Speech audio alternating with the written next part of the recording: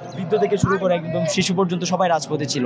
তো যেন জনমানুষের আকাঙ্ক্ষাটা বাস্তবায়ন হয়, জনমানুষের কথা, এই দেশের বাংলাদেশের কথা যেন এই জুলাই ঘোষণাপত্রে লেখা থাকে, এটা আমাদের প্রত্যাশা। দেখেন এখানে হচ্ছে বিচার ব্যবস্থা, তো এটা ২-১ দিনে মানে একদম এটার একদম ফ্রেশ করার সুযোগ নাই, যেহেতু ১৬ বছরের ফেসিবাদী কাঠামো, এটার বিলুপ আসলে ২-১ দিনে বা মানে হচ্ছে ১৬ মাসে হবে না, এটার সময় লাগবে। তাও আমাদের আরও অনেক বেশি প্রত্যাশা ছিল, সেই জায়গা থেকে আমরা মানে সেটা পাই নাই। আমাদের এখনও দেখেন আওয়ামী লীগের কয়জনের বিচার হয়েছে, এখনও ১ বছর হয়ে যাওয়ার পরেও হাসিনাকে এখনও এই সরকার বিচারের মুখোমুখি করতে পারে নাই। হাসিনাকে এখনও এই সরকার বাংলাদেশে এনে বিচার করতে পারে নাই, এটা এই সরকারের সবচেয়ে বড় ব্যর্থতা।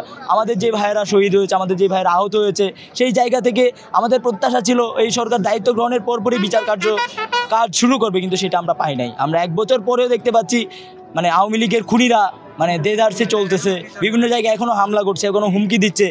তারা হচ্ছে ফ্রিলি হচ্ছে দেশের বাইরে মুভ করতেছে, তারা হচ্ছে এই দেশ থেকে পালিয়ে গেছে।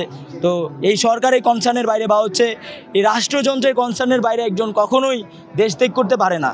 তো আমরা জানতে চাই আসলে এই রাষ্ট্রযন্ত্রে কারা আছে যারা তাদেরকে পালিয়ে যাওয়ার সুযোগ করে দিচ্ছে, যারা তাদেরকে এখনো বিচারের মুখোমুখি করতে পারছে না, এই সরকারকে বাধা প্রদান করছে। তো আমরা সেটা স্পষ্ট একটা ঘোষণা চাই এবং স্পষ্টভাবে আমরা সেটা জানতে চাই।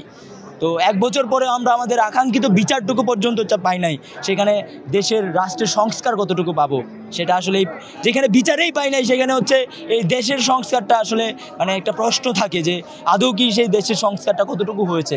বাট যেটা হয়েছে সেটাকে আমরা সাধুবাদ জানাই, তবে আমাদের আশা, প্রত্যাশা, আকাঙ্ক্ষা আরও বেশি ছিল।